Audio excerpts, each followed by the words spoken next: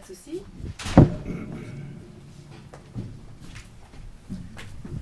Ok, donc pour cette deuxième conférence, merci je laisse la parole au professeur Denis Perrin qui va nous aborder la question de s'il y a différentes formes d'expérience de déjà-vu.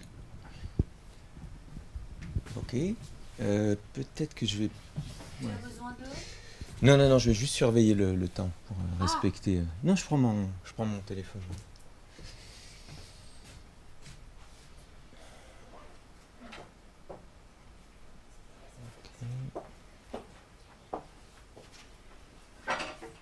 Ok.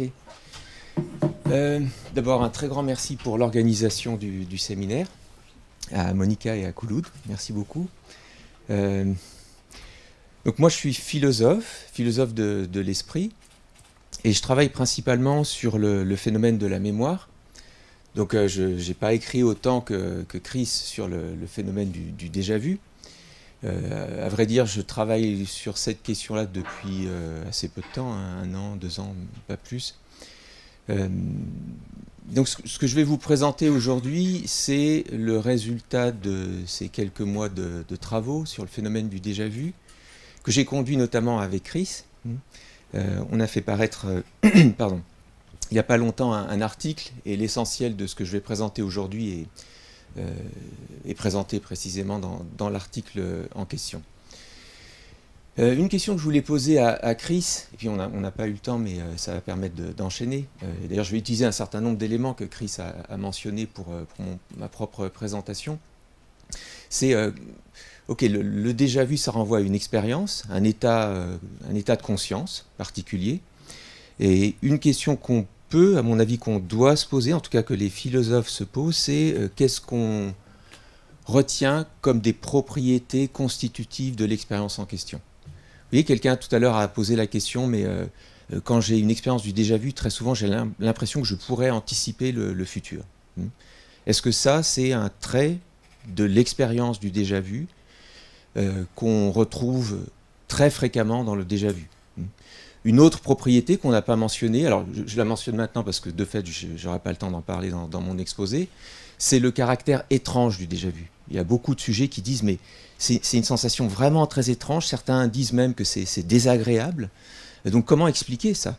Et est-ce qu'il faut considérer qu'une propriété comme celle-là, le caractère étrange que certains patients rapportent, est une propriété robuste, forte de l'expérience en question? Alors la question que je vais poser aujourd'hui, elle est liée à ce que je viens d'évoquer pour faire la transition. C'est combien de formes y a-t-il de déjà-vu?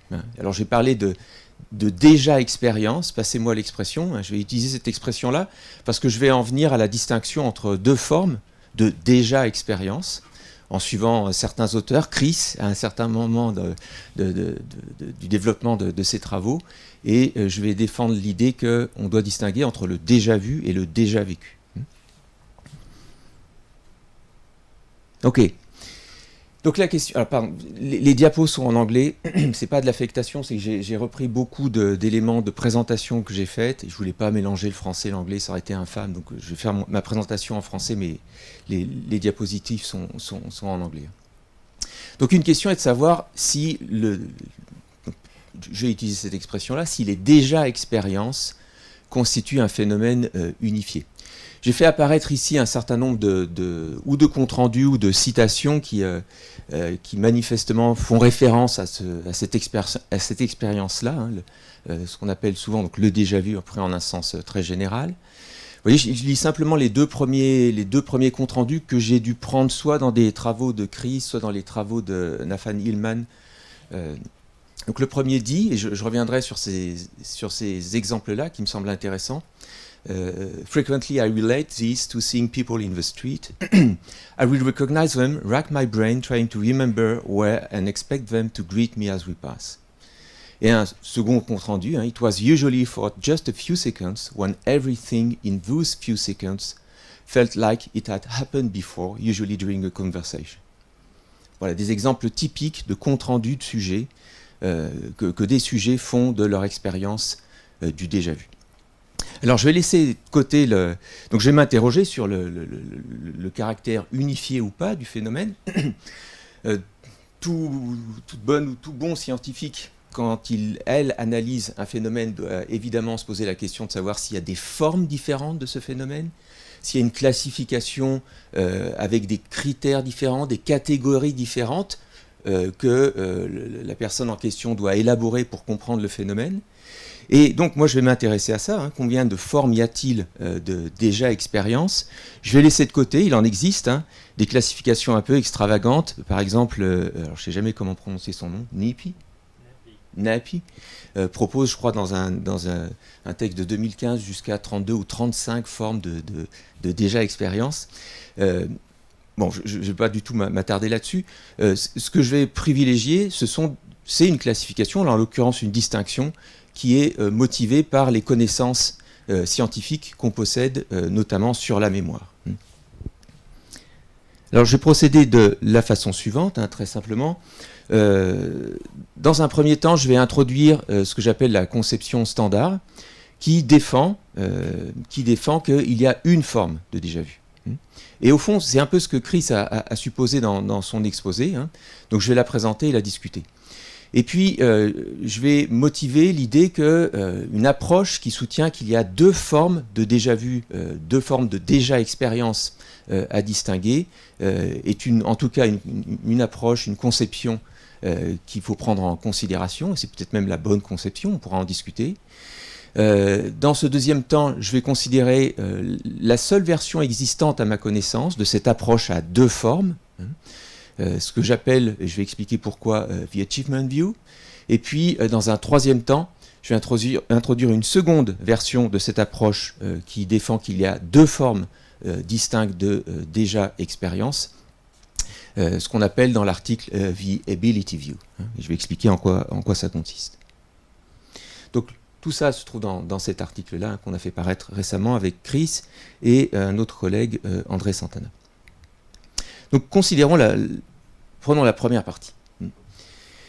Comme Chris l'a dit tout à l'heure, et de ce point de vue-là, je suis d'accord avec lui, un modèle standard qui semble particulièrement acceptable considère que le déjà-vu, les déjà-expériences en général, consistent en la chose suivante. Vous avez un item ou un stimulus que vous percevez dans votre environnement. Ça produit un sentiment de familiarité. On peut appeler ça un état de premier ordre. Je vais l'appeler comme ça. Et puis, vous avez en plus un second niveau de métacognition. Le sentiment de familiarité est déjà un premier niveau de métacognition. C'est l'esprit qui dit à propos d'une perception qu'il est en train de vivre que cette perception, cet item perçu, il a déjà été perçu dans le passé. Et puis vous avez un second niveau, un état de deuxième ordre, qui peut être un jugement ou un sentiment, qui dit non, l'évaluation métacognitive de premier niveau est erronée. Okay. Donc je vais accepter ce modèle à deux niveaux que Chris a évoqué tout à l'heure. On trouve dans la littérature, Chris a cité un certain nombre déjà de passages qui vont dans ce sens-là, des caractérisations qui correspondent exactement à ce modèle-là. Vous voyez, par exemple, pour mentionner ne serait-ce que ça, c'est Napi, qui caractérise le déjà-vu comme any subjectively inappropriate impression of familiarity.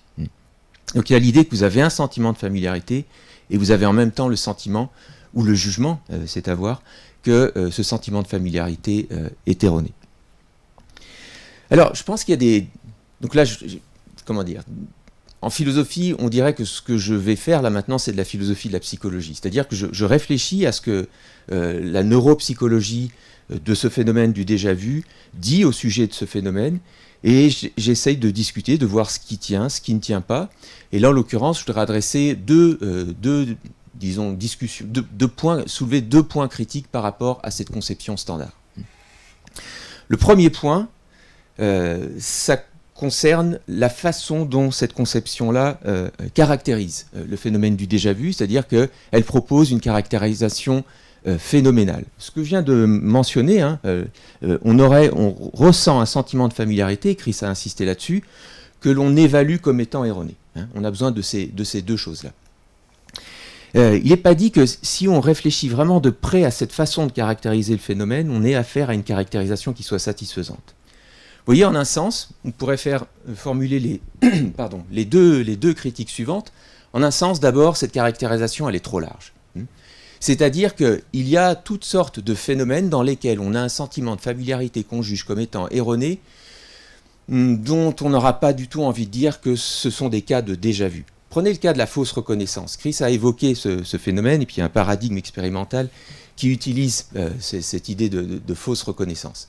On peut très bien imaginer que, je ne reprends pas le détail expérimental que Chris a mentionné tout à l'heure, qu'un sujet, lors d'une phase test, reconnaissent faussement un mot comme ayant été présent dans la phase initiale, dans la liste initiale qui a été présentée, et puis qu'on lui apprenne que, en fait, c'est erroné. On dit non, regarde, la liste initiale, c'était ça. Dans ce cas-là, on a affaire à quoi? À de la fausse reconnaissance qui est reconnue comme de la fausse reconnaissance. Donc il y a bien un sentiment de familiarité qui est évalué comme étant erroné. Et personne ne confond le déjà-vu, l'expérience du déjà-vu, avec un cas de fausse reconnaissance reconnue comme telle. Donc si on en reste à la caractérisation phénoménale qui est proposée par cette conception standard, qu'on rencontre très souvent, et je donnais quelques citations, il semble qu'elle soit trop large, c'est-à-dire qu'elle ne suffise pas à capter le phénomène spécifique du déjà-vu. Un autre cas que je peux mentionner qui va dans le même sens, prenez le cas où vous avez un sentiment de familiarité qui est parfaitement justifié. Vous avez vraiment déjà vu la personne que vous avez l'impression de reconnaître dans la rue. Mais pour une raison quelconque, vous évaluez ce sentiment de familiarité comme étant erroné.